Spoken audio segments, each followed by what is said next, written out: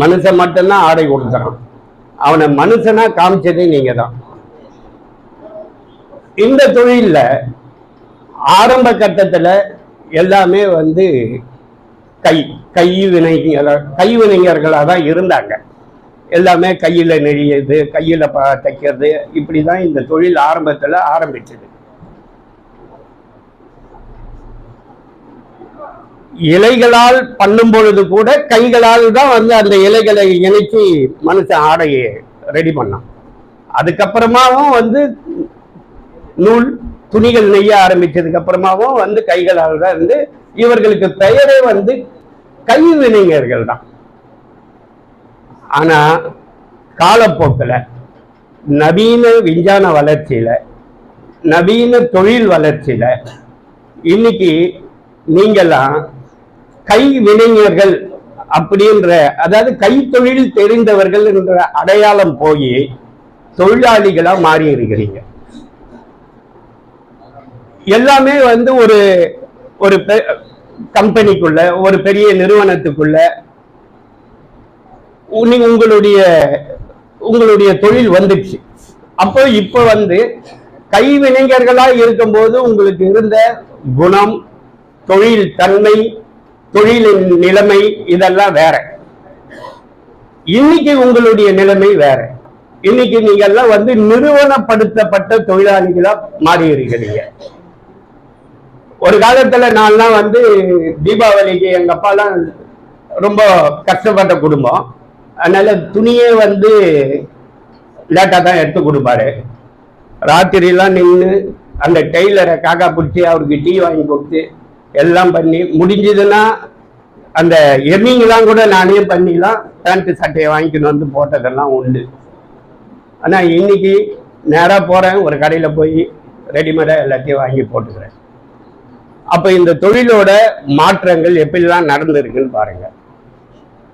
இப்போ இங்க வந்திருக்கக்கூடிய நண்பர்கள் எல்லாம் பார்க்கும் பொழுது தொழிலாளியா இருப்பவர்களை விட சிறு சிறு நிறுவனங்களை நடத்தி கொண்டு இருப்பவர்கள் அதிகமா இருக்கிற மாதிரி என் மனசுக்கு பட்டது. இன்னும் வந்து நிஜ தொழிலாளிகளை நீங்கள் அடைய வேண்டியது இருக்குன்றது நீங்க புரிஞ்சுக்கணும்னு சொல்றேன். இப்போ நண்பர் பீட்டர் சொல்லும்போது சொன்னாரு, இந்த ஆட்டோ பெண்களுக்கு அது வாங்கி கொடுத்தது அதெல்லாம் சொன்னாரு. ஒன்றும் இல்லை, அது வந்து என்னன்னா அரசாங்கத்துல அமைப்பு சாராத தொழிலாளர்கள் அப்படின்னு சொல்லிட்டு ஒரு நலவாரியம் ஒன்று இருக்கு. அந்த நலவாரியத்தோட பணி என்னன்னா,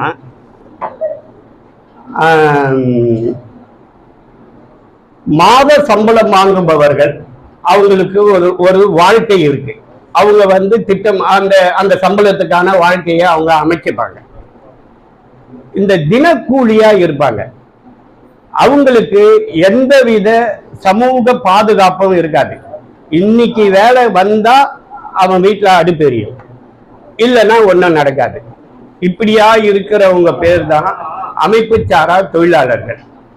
இந்த அமைப்பு சாரா தொழிலாளர்களுக்கு ஒரு சமூக பாதுகாப்பு வேணும் அப்படின்னு சொல்லிட்டு கலைஞரால் உருவாக்கப்பட்டதுதான் அமைப்பு சாரா தொழிலாளர்கள் நலவாரியம் என்ற ஒரு வாரியம். ஆரம்பத்தில் ஒரு வாரியம் அமைக்கப்பட்டு அது தொடர்ச்சியா வந்து என்ன பண்ணிட்டாங்கன்னா, பல தொழில்கள், தையல் தொழிலாளர் நலவாரியம், கட்டுமான தொழிலாளர் நலவாரியம், நெசவு தொழில் நலவாரியம், இப்படின்னு சொல்லிட்டு தனித்தனியா தொழில் வாரியா அதை வந்து பிரிச்சாங்க. பிரிச்சு இன்னைக்கு 18 வாரியங்கள் அரசாங்கத்தால நடத்தப்பட்டது. அதுல இப்ப புதுசா ஒரு வாரியம் இணைச்சிருக்காங்க. அது என்னன்னா, இணையதள சேவை மூலம் பணிபுரிபவர்களுக்கான ஒரு நலவாரியம். நீங்க இப்ப எங்க வேணாலும் பாப்பீங்க, ஜொமேட்டோ, ஸ்விக்கி, இந்த மாதிரியான ஆட்கள், அவங்கெல்லாம் அவங்களுக்காக ஒரு வாரியம் அமைச்சிருக்காங்க. அதோட சேர்த்த 19 நலவாரியம் தமிழ்நாடு அரசால் வந்து நடத்தப்படுது. இந்த வாரியத்துல இந்த வாரியத்தின் மூலியமா தொழிலாளர்களுக்கு பல்வேறு உதவிகளை செய்யறாங்க. அந்த உதவிகள் செய்யறதுல என்னென்ன உதவினா, முதல் விஷயம், அதாவது மற்றதெல்லாம் கூட தேவையில்லை. ஏன்னா மற்ற உதவிகள்லாம் கூட இது இல்லை. ஒரு முக்கியமான ஒரு உதவி இருக்கு.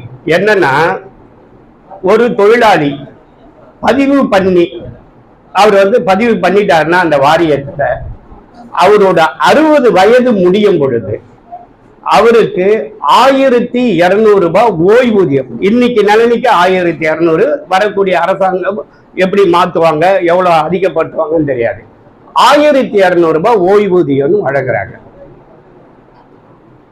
ஒரு 60 வயசுக்கு மேல சம்பாதிக்க முடியாம, அதுவும் உங்களுக்கு எல்லாம் கண்ணு ரொம்ப முக்கியமானது, 60 வயசுக்கு மேல சம்பாதிக்க முடியாத ஒரு சூழல் வருதுன்னு வச்சுங்க, 1200 ரூபாய்ன்றது பேரம்பேத்திங்களுக்கு வாங்கி கொடுக்கறதுல இருந்து நம்மளுடைய தேவைகளுக்கு எவ்வளவு முக்கியமானதுன்னு பார்த்தேங்க. இந்த 1200 ரூபான்னு வழங்கப்படுது. அப்புறம் விபத்தில் ஏதேனும் நடந்தா, அதாவது உயிர் சேதம் நடந்தா, நீங்களே உங்களை காப்பீடு செஞ்சு வச்சுக்கிறீங்களான்னு தெரியாது. ஆனா இந்த வாரியம் உங்களை காப்பீடு செஞ்சு வச்சிருக்கு. உங்களுக்கு 1 லட்சம் ரூபாய் ஏதாவது நடந்தா கொடுக்குறாங்க. உங்க குழந்தைங்க படிக்கிறாங்க, அந்த படிப்புக்கு உங்களை ஊக்கப்படுத்துறதுக்காக, இவ்வளவு சிரமத்துக்கு மத்தியில அந்த குழந்தைங்களை நீங்க படிக்க வைக்கிறதுக்காக வருடந்தோறும், வருடத்திற்கு ஒரு முறை ஒரு சின்ன தொகையை உங்களை ஊக்கப்படுத்துறதுக்காக வழங்குறாங்க. இதெல்லாம் இந்த வாரியத்தின் மூலியமா இருக்கக்கூடிய நன்மைகள். நான் முதல்ல ஒரு விஷயம் சொன்னேன், இதைதான் உங்ககிட்ட நான் பதிவு பண்ணணும்னு விரும்புறேன். 18 வாரியங்கள் இருக்குன்னு சொன்னேன்.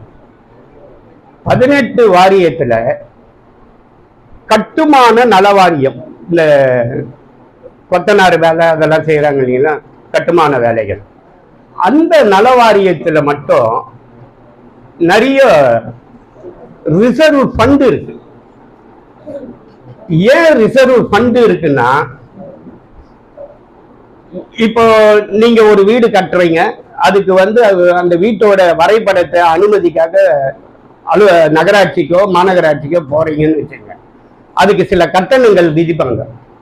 அந்த கட்டணத்தில் ஒரு கட்டணம் என்னன்னா, கட்டுமான நலவாரிய தொழிலாளர்களுக்காக ஒரு குறிப்பிட்ட சதவிகிதத்தை வாங்குறாங்க. அது அந்த வாரியத்துக்கு வருது. இந்த மாதிரியா நிறைய பணம் அந்த வாரியத்துல நிறைய பணம் இருக்கு. இப்பதான் நான் அந்த சொல்ல வந்த விஷயம் என்னன்னா, தமிழ்நாட்டுல கட்டுமான வாரியத்துல பதிவு செய்யப்பட்டவர்கள், நான் ஒரு 6 மாசத்துக்கு முன்னாடி அந்த டேட்டாஸ் வாங்கினேன், 10 லட்சம் பேர் இருக்காங்க. மற்ற வாரியங்கள்லாம் பாத்தீங்கன்னா 2 லட்சம் 1 லட்சம் அப்படின்னு இருக்காங்க. தையல் தொழிலாளர் வாரியத்துல எவ்வளவு பேர் இருப்பாங்கன்னு நீங்க நினைக்கிறீங்க? அப்போ நான் வாங்கும்போது கட்டுமான வாரியத்துக்கு அப்புறமா அதிகமான உறுப்பினரை கொண்ட வாரியம் பாத்தீங்கன்னா தையல் தொழிலாளர் வாரியம். கை தட்டலாம் நீங்க, தையல் தொழிலாளர் வாரியம் தான் அதிகமான உறுப்பினரை கொண்டு இருக்கிறீங்க. ஆனா கட்டுமான வாரிய தொழிலாளிங்க அடைகிறாங்கல்ல லாபம் பலன், அதை விட உங்களுக்கு கம்மியா தான் இருக்கு. ஏன்னா இன்னும் உங்கள் தொழிலை சார்ந்த அனைவரும் அமர்ந்து பேசி அரசாங்கத்துக்கு உங்க பிரச்சனையை ஒண்ணு கொண்டு போய் சொல்றதுக்கே நிலைமை இல்லை. இதுதான் உங்க நிலைமை. இன்னும் கேட்டீங்கன்னா, கட்டுமான வாரியம் போல அதிகப்படியான வருவாய், நான் கூட என் ஆயுள்ல ஒரு வாட்டி தான் வீடு கட்டினேன். ஆனா மாசத்துக்கு ஒரு சட்டை எடுப்பேன். அப்போ இந்த சட்டையில உங்க உழைப்பு இருக்கு, உங்க பங்கு இருக்கு.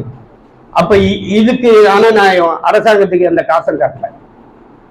இப்ப நீங்க எல்லாம் ஒரு முறையா உங்களை மாதிரியா இருக்கக்கூடிய அமைப்புகள்லாம் ஒன்னா உட்கார்ந்து பேசி அள்ளி அள்ளி கொடுக்கக்கூடிய முதல்வர் உங்களுக்கு கிடைச்சிருக்காரு. அவர் கையில உங்களுடைய கோரிக்கைகளை கொண்டு போய் சொல்லி முறையா உண்ணம் என்ன அதுல என்னன்னா முறையா நீங்க சொல்லணும்னா கவர்மெண்ட்டுக்கு உங்க சைட்ல இருந்து பணம் போகணும். அந்த பணம் அப்படியே உங்களுக்கு திரும்பி வரும். அப்போ நீங்க ஒரு முறையான கோரிக்கைகளை உருவாக்கணும். சும்மானா வந்து எங்களுக்கு ஏதாவது செய்யினா என்ன செய்வாங்க? நீங்க தான் வகுத்து சொல்லணும். உங்களுக்கு தான் அதோடைய பிரச்சனைகள்லாம் தெரியும். ஐயா, நாங்க வந்து உற்பத்தி ஆகி போகக்கூடிய ஒவ்வொரு பொருளுக்கும் இந்த மாதிரி ஒரு கன்சியூமர் கையில இருந்து இது வாங்கணும், அதை வந்து வாரியத்துக்கு கொண்டு வரோம். எப்படி கட்டுமான வாரியத்துக்கு ஒரு வருவாய் இருக்கு, அந்த மாதிரி தையல் தொழிலாளர் வாரியத்துக்கு ஒரு வருமானத்தை உருவாக்குறோம். எங்க தொழிலாளிகளுக்கு நீங்க வந்து அவங்க பாதிக்கப்பட்ட நேரத்துல அதை செய்யுங்க அப்படின்னு சொல்லணும். இது மாதிரியான நல்ல கோரிக்கைகளை நீங்க உருவாக்கி அதை கொண்டு போய் சொன்னீங்கன்னா தான் வந்து இந்த விஷயங்கள் நடக்கும். இதற்கு நீங்க எல்லாம் முதல்ல ஒத்துமை ஆகணும். ஒத்துமையாகி எனக்கு தெரிஞ்சு பீட்டர் வந்து கிட்டத்தட்ட ஒரு 1.5 வருஷமா எனக்கு அவர் பழக்கம். என் ஆபீஸை தாண்டி தான் அவர் போய் ஆகணும். இப்போ அவர் வந்து வரும்போதெல்லாம் இந்த தொழிலாளிகளை பத்தி கவலைப்பட்டு நிறைய பேசுவாரு. சரி, இவ்வளவு கவலைப்பட்டு பேசுறீங்களே, நம்ம வந்து முதல்ல வாரியத்துல பதிவு பண்ணுவோம், உங்க டெய்லர்ஸ் எல்லாம் கூப்பிடுங்க அப்படின்னு. அவரு கிட்டத்தட்ட 1 மாசமும் இந்த மாதிரி எல்லாரையும் கூப்பிட்டு 20 பேர் தான் வந்தாங்க. அந்த விழிப்புணர்வு உங்ககிட்டயும் கொஞ்சம் ப்ராப்ளம் ஆயிருக்கு. அதனால வந்து நீங்க இதையெல்லாம் சரி பண்ணிக்கணும். இப்போ நான் சொன்ன வாரியத்துல இன்னொரு வாரியம் வந்து தானியங்கி மோட்டார் வாகன தொழிலாளர் வாரியம்னு ஒண்ணு இருக்கு. அந்த வாரியத்திற்கும் வருமானம் இருக்கு. எப்படின்னா, நீங்க ஒரு வண்டி வாங்குறீங்க, அந்த வண்டியை பதிவு பண்ண போறீங்க. ஒரு வண்டி பதிவு பண்ணா ஒவ்வொரு வண்டியிலையும் ஒரு குறிப்பிட்ட சதவிகிதம் அந்த வாரியத்துக்கு, அந்த தொழிலாளர் வாரியத்துக்கு வருது. ஸோ அதுலயும் நிறைய பணம் இருக்கு. அந்த வாரியம் அதை என்ன பண்றாங்கன்னா, பெண் ஆட்டோ தொழிலாளர்கள் யாராவது இருந்தா அவங்க அந்த வாரியத்துல பதிவு பண்ணா அவங்களுக்கு 1 லட்சம் ரூபாய் மானியம். நாங்க 1 லட்சம் ரூபாய் முன்பணம் வந்து நாங்க கொடுத்துடுறோம். பேலன்ஸ் நீங்க பேங்க்ல கடன் வாங்கிக்கிங்க, வாங்கி உங்க தொழிலை வந்து மேம்படுத்திங்க அப்படின்னு சொல்லிட்டு அந்த வாரியம் கொடுக்குது. இந்த மாதிரி நீங்களும் இந்த வாரியத்தை ஸ்ட்ரென்தன் பண்ணீங்கன்னா, இந்த வாரியத்தின் கரங்களை நீங்க வலுப்படுத்தினீங்கன்னா அந்த காசெல்லாம் உங்களுக்கு தான் திரும்பி பல்வேறு திட்டங்களா வந்து சேரும். இதையெல்லாம் நீங்க பண்ணணும்னா உங்களுக்குள் ஒரு நல்ல ஒற்றுமையும் நல்ல இதுவையும் வளர்த்துக்கணும்ன்றது என்னுடைய கோரிக்கை. இந்த இப்போ சமூக நலத்துறையின் சார்பா, தமிழ்நாடு அரசுடைய சமூக நலத்துறையின் சார்பா ஆதரவற்ற விதவை பெண்களுக்கு இது பயிற்சி பெற்ற சான்றிதழ் வச்சிருக்கிற பெண்களுக்கு ஒரு 10,000 ரூபாய் மதிப்புள்ள தையல் இயந்திரங்கள் தராங்க. அது உங்களுக்கு வேண்டப்பட்டவங்களுக்கு இல்லை உங்களுக்கு யாருக்காவது தேவைன்னா கூட நீங்க என்னை அணுகுனீங்கன்னா அதுக்கு நான் உங்களுக்கு உதவி செய்கிறேன். அதை கூட நீங்க வந்து பண்ணிக்கிங்க. இந்த தொழிலாளர் வாரியத்துல நீங்க பதிவு செய்யறதுக்கு பெரிய வேலை ஒன்றும் கிடையாது.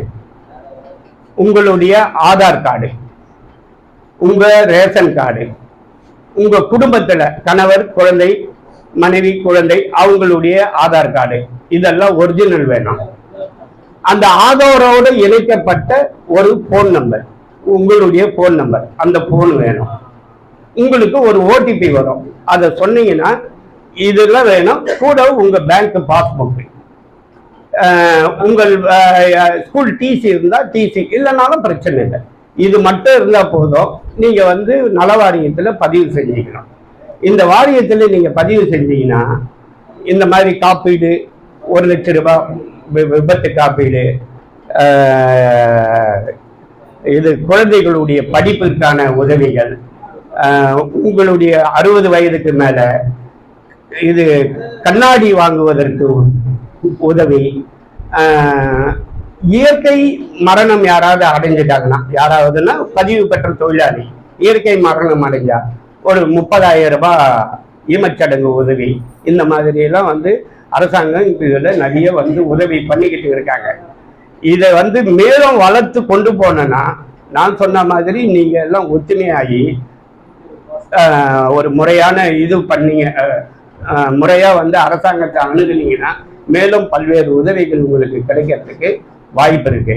இந்த நல வாரியத்தில் யாராவது பதிவு பண்ணணும்னு விரும்பினீங்கன்னா என்னை தொடர்பு கொள்ளுங்க. உங்ககிட்ட இருந்து நான் விடை பெற்றுக்கிறேன். நன்றி, வணக்கம்.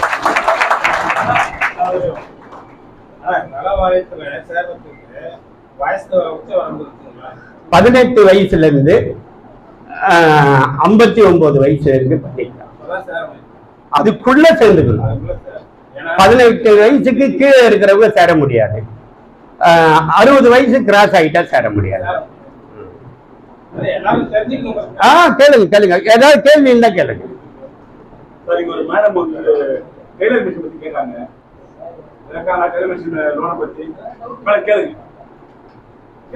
இல்ல, நான் தொகுத்து பேசுறதுல ஏதாவது இப்ப சரியா புரியலன்னா கூட கேளுங்க. கேளுமா. டெய்லரிங் கோச்சிங்க சொல்றேன். இவங்க என்ன கேக்குறாங்கன்னா, நான் வந்து டெய்லரிங் கிளாஸ் எடுக்கிறேன், எனக்கு வந்து ஏதாவது மிஷின் கொடுக்க முடியுமான்னு கேட்குறேன். கவர்மெண்ட் வந்து நீங்க இந்த விஷய நல வாரியத்தை எப்படி பார்க்கணும்னா, தொழில் அற்றவர்களுக்கு தொழிலை உருவாக்கி தருவது, அதாவது தனிநபருக்கு. இப்ப நீங்க கேட்க வர்றது வந்து ஒரு நிறுவனத்தை உருவாக்குவது. அதுக்கு 3-4 அமைப்புகள் இருக்கு.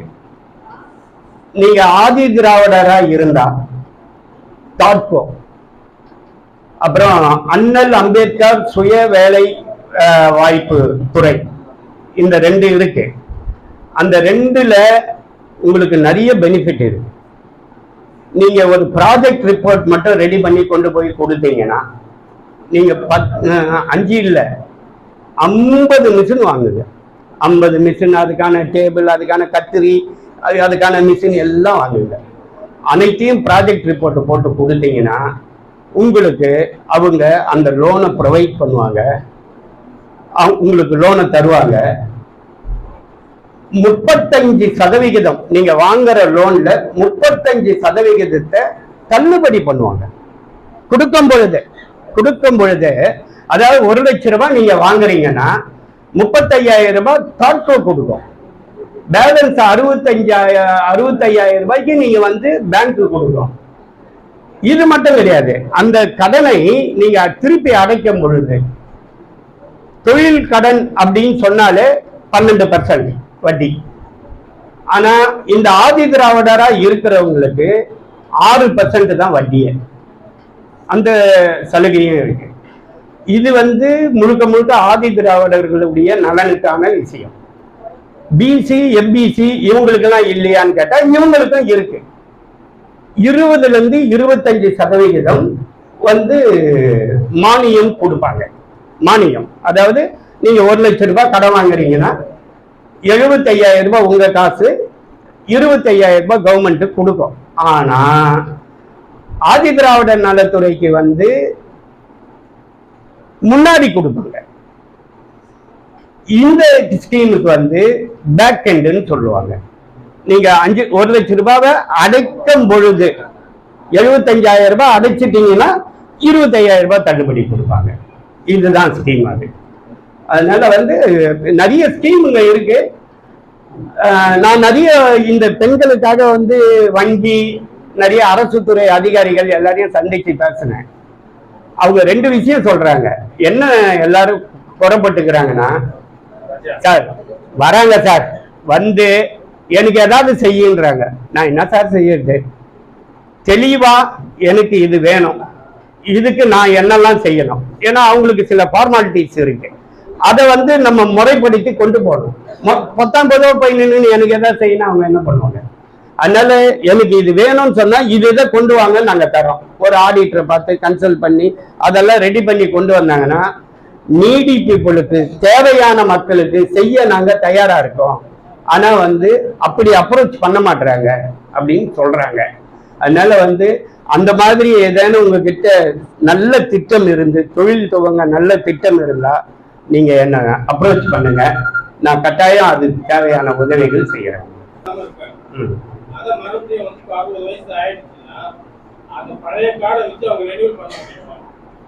இவர் என்ன கேட்கிறாருன்னா உங்களுக்கு பின்னாடி இருக்கிறவங்களை கேட்டிருக்காரு. ஒரு 20 வருஷத்துக்கு முன்னாடி பதிவு பண்ணாராம். இப்ப வந்து அவருக்கு 60 வயது ஆகிவிட்டது. இப்ப அவர் வந்து அந்த பென்ஷனை வந்து நான் கிளைம் பண்ண முடியுமான்னு கேட்கிறாரு. அது வாய்ப்பு இல்லை. ஏன் வாய்ப்பு இல்லைன்னா இந்த கார்டு வந்து 5 வருடத்துக்கு ஒரு முறை ரெனிவல் பண்ணும். ரெனிவல் பண்ணாதான் நீங்க எந்த ஒரு கிளைம் கேட்கும் பொழுதும் உங்க கார்டு உயிருடன் இருக்கணும். அப்பதான் வந்து கிளைமுக்கு போக முடியும். அதனால வந்து நீங்க 5 வருஷத்துக்கு ஒரு முறை அதை ரெனிவல் பண்ணிடணும். அதுக்கு எந்த கட்டணமும் கிடையாது. இப்ப அரசாங்கம் எந்த கட்டணமும் விதிக்கல. இப்ப பதிவு பண்றேன் நானு. இப்ப நான் ஒரு ஆளை உட்கார வச்சு அவருக்கு சம்பளம் கொடுத்து காசு கொடுத்து பதிவு பண்ணோம். அப்போ அதுக்கு ஏதாவது நாங்க வந்து வாடகை கரண்ட் பில் அதெல்லாம் இருக்கு இல்லையா, அதுக்கு ஏதாவது மினிமம் சார்ஜ் வாங்கிக்கணும் பதிவு பண்றோம். அவ்வளவுதான். வேற